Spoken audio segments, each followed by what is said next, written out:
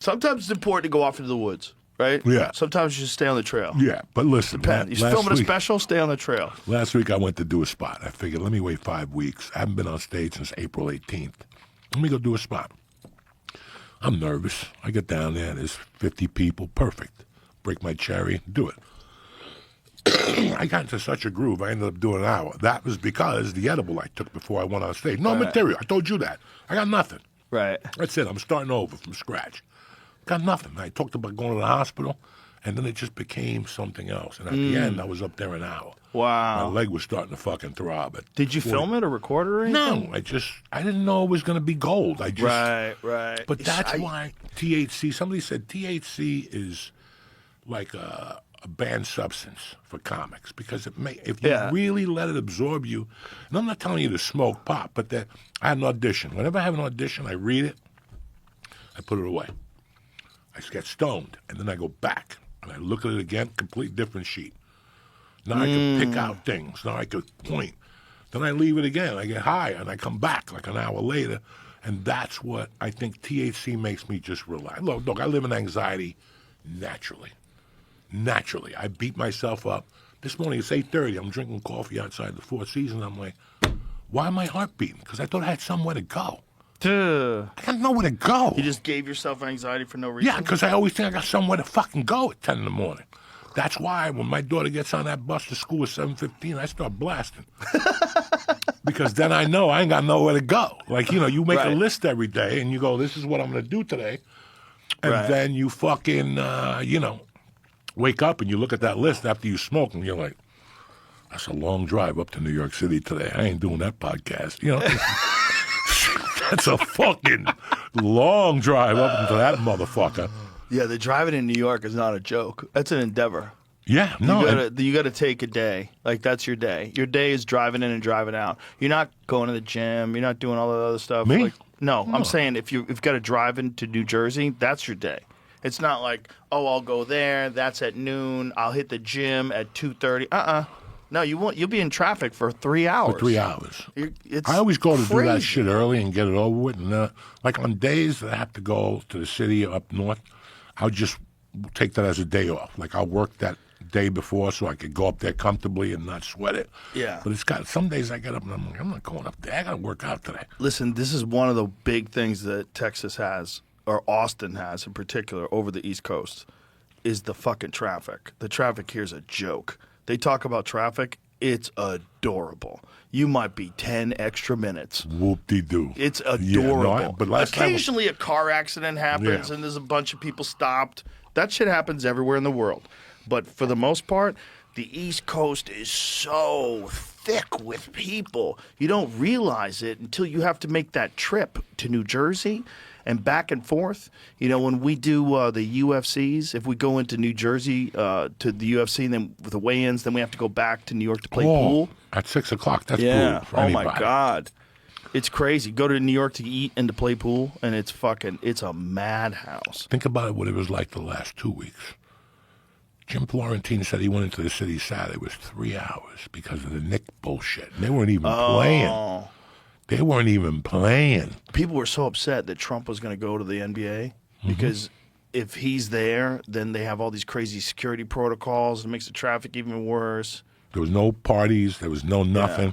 Yeah. He should stick to the UFC. And They're going to boo him everywhere else. Oh, they booed him to death. I didn't watch the whole game. I was out and about. Some people cheered. I heard it was like cheers and boos. But the problem is, if there's cheers and any boos, if there's like 50-50, like that's don't go to that spot. Go to the UFC. People say he got booed at the UFC. I've seen him at the UFC 6 times or something like that. I don't know how many times. Never get booed. They love him. He's never gotten booed. They fucking cheer. The people that say they booing him, you're distorting reality. It's not true. They cheer him like he walks in there to the American Badass song, especially if Kid Rock is with him and Dana White's behind him. And then sometimes Tucker Carlson was there too back when they were close. It was like the conservative Avengers. It was like, this is ridiculous. They always cheered him. He was the kiss of death last night. I bet against the Knicks last night. Me and Jamie, we were like, fuck that. Getting 2.5? Why they only giving 2.5? They're up 2 games. What are you, a retard? 2.5 they were giving last night. Everybody and their mother, even fucking your daughter bet the Knicks last night, giving 2.5. Do you bet sports all the time? How often do you bet? This type of the year, I bet basketball because it's real. Do There's you defense. use an app? Like, what do you do? DraftKings. You do it on DraftKings? Everything is on DraftKings. All right, you don't have a bookie. No. Yeah. No, I enjoy because DraftKings has so many fun. Like, there's bookies out there. Like, they just keep busting these mafia rings in Jersey and New York. 39 people. They had the big bust last year with the basketball coaches that they put the cards up and you could see through the fucking cards on the table. It's gambling has grown to a fucking nightmare. We're gonna pay for this in 5 years, but. When I went to college, after orientation, you walked out, and there was credit card companies, Discover, MasterCard, Visa, and they give you a credit card for being a student for $250 automatic right there.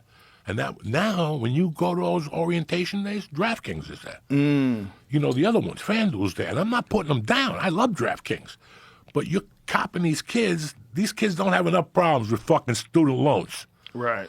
Now I'm going to put a fucking thing. More people are gambling more than ever. Than ever. In Australia, too. My buddy McCann, you know James McCann. Yeah, He was talking about how crazy it is in Australia. Yeah, what's the odds on the Ilia Topuria Justin Gaethje fight at the White House? To pick them. Is it? No. Topuria has to be a huge favorite. I guarantee Topuria is 2-1. 4-1. Yeah. Oh my God. 4-1's crazy. 2-1. If you just think about what he's done in his last 3 fights, he's had the most legendary run in MMA championship history in his last 3 fights. He knocked out 3 all-time greats. Knocks out Alexander Volkanovski, knocks out Max Holloway, knocks out Charles Oliveira. 3 in a row.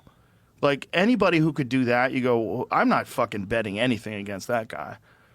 But Justin Gaethje's a tough character, son. A tough Closest character, odds on though. the card So if I bet fight. $25 on Gaethje, I win 100. 100. 4-1 Yeah, odds. 4-1. Yeah.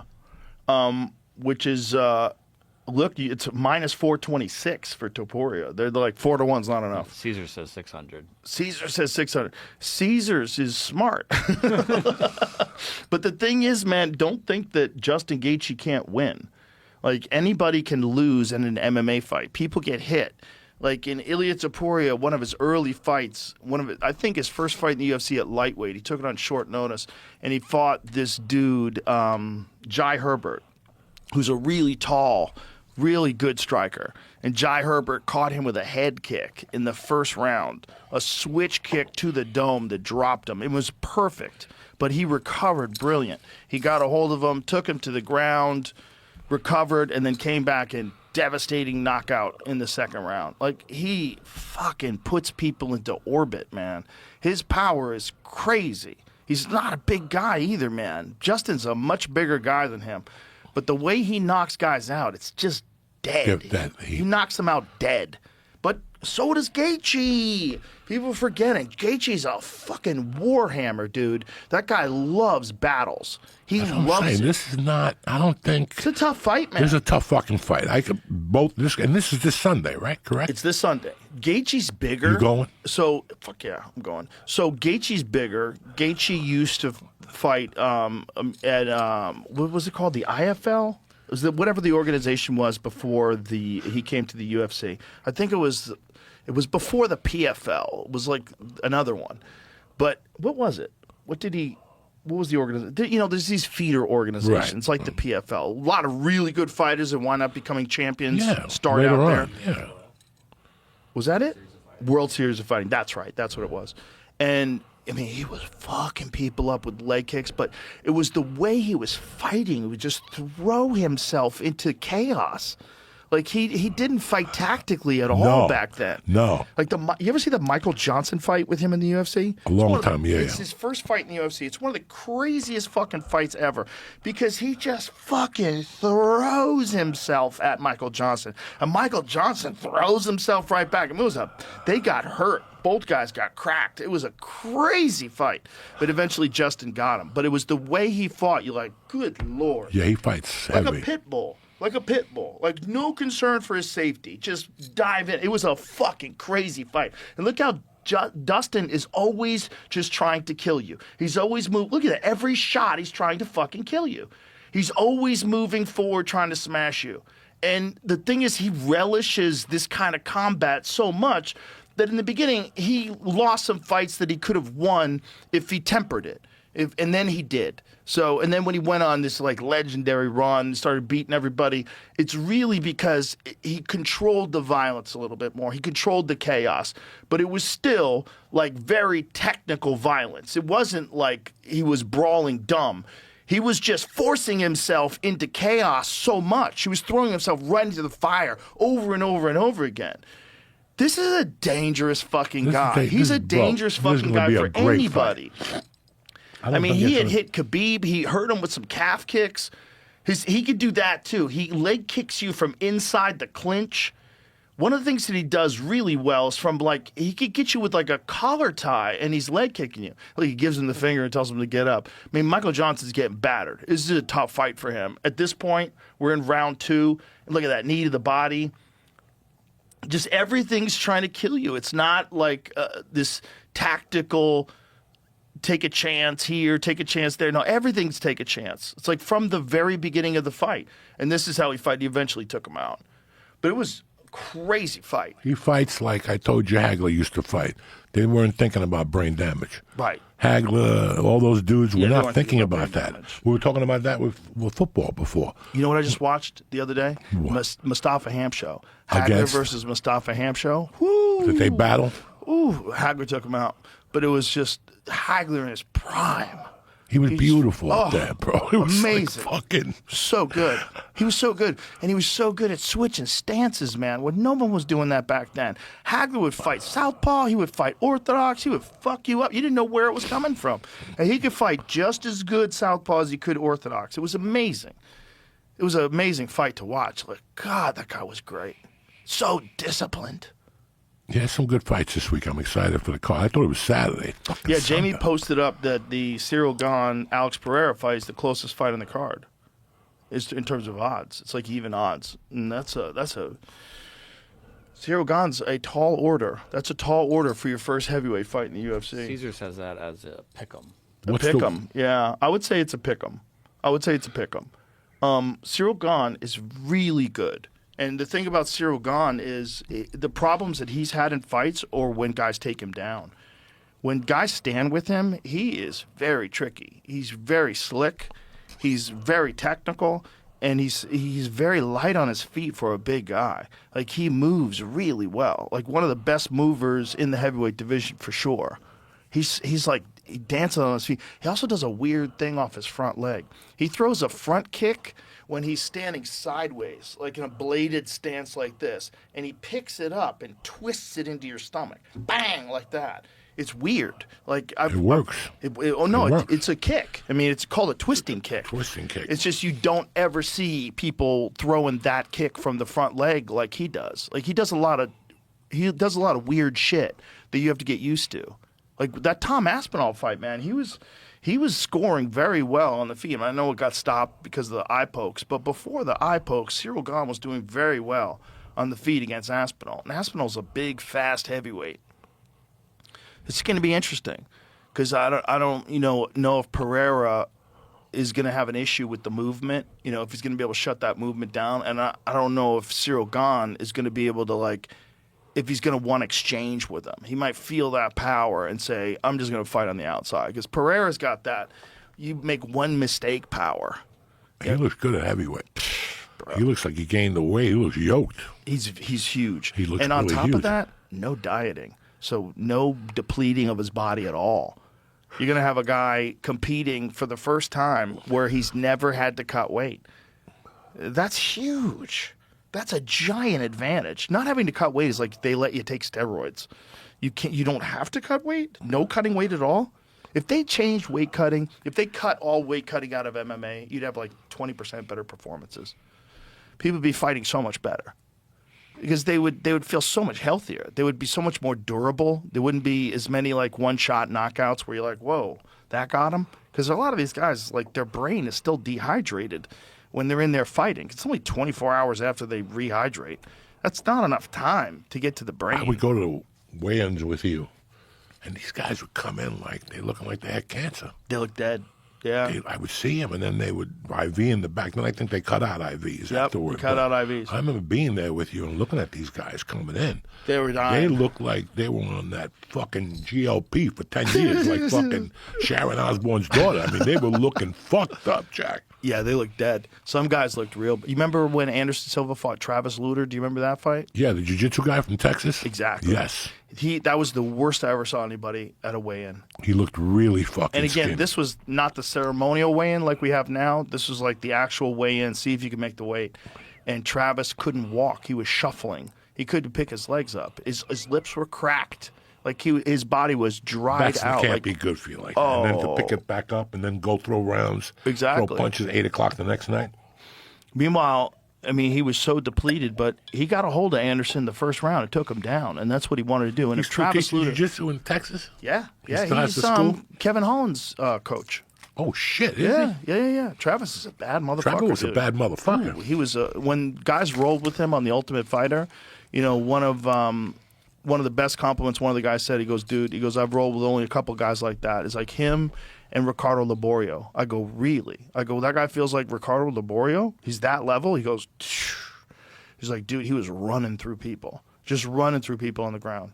Travis was a beast. He was one of the first, like, truly elite Brazilian jiu-jitsu black belts in, like, the modern era, the Anderson Silva era. Whereas when he got guys to the ground, you were in trouble. You were in real trouble.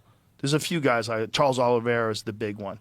Charles Oliveira puts people in positions. They're like, oh, no, what have I done? Like, you think you're going to be comfortable, like, in his guard? Like, bitch, you're never going to be comfortable on the ground with Oliveira. Oliveira is just so dangerous everywhere. 20 years of jiu-jitsu, correct? 20, Oh, yeah, 25 years. yeah. They've been doing it since they were a kid. Yep. So it's Also, like us with stand-up. great camp. He's Yeah. from that Shoot the Box camp. I mean, that camp produced Anderson Silva, Marie Ninja, Shogun. Like, who else? Nogueira? Pele, one of the original MMA fighters back in the bare knuckle days. He was the top dude in the original days. No, Nogueira's not from Shootbox.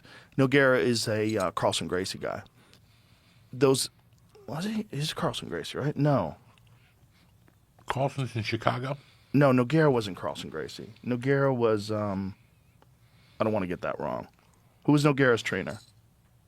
Minotauro Nogueira, his original jiu-jitsu coach. His fucking brother, probably. No, both of them were elite. Just teasing you. They were twins. They were twins, right? Yeah, they were twins. They were both elite. They were both like world-class fighters in Pride. Does it say his jiu-jitsu coach? Minotauro was the first, he was the first guy that was like finishing elite guys off of his back in Pride. Like he was tapping to, like when he was the champion in Pride, like you remember when he beat Bob Sapp? No. Bob Sapp was 350 pounds with abs. And the fight was crazy. He picks Minotauro up and spikes him on his head in the beginning of the fight. Fucked his neck up for years. Like his neck was fucked up after that fight and still survived and eventually caught Bob Sapp in an armbar. But it was bananas. Omri Batech. Okay, yeah, there you go. Omri Batech is another guy who fought early in the UFC. So that's his coach for one. Where did he get his black belt? Just see where he got his black belt from.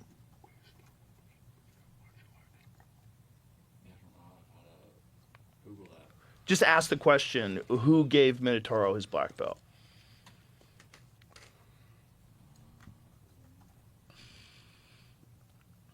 Let's say. Okay, Ricardo de la Riva. That's his primary instructor. There you go. Okay. Yeah, he was. So we could. He was. He was. He invented the De La Riva hook. Probably. There's a bunch of moves that are attributed to guys that it's not quite sure whether or not they invented it, but they were really good at it, you know? How much fun is that getting somebody a De La Riva and taking them down? It's fun. I can't finish the leg lock. I never could. I'm fucking terrible. I can't get my arms around it. I'm fucking. My shoulders are fucked up. Leg locks are scary. Yeah, I don't like any of that shit. You fuck them up. You know, you twist the wrong way, you turn the wrong way, you hear things pop. Scary.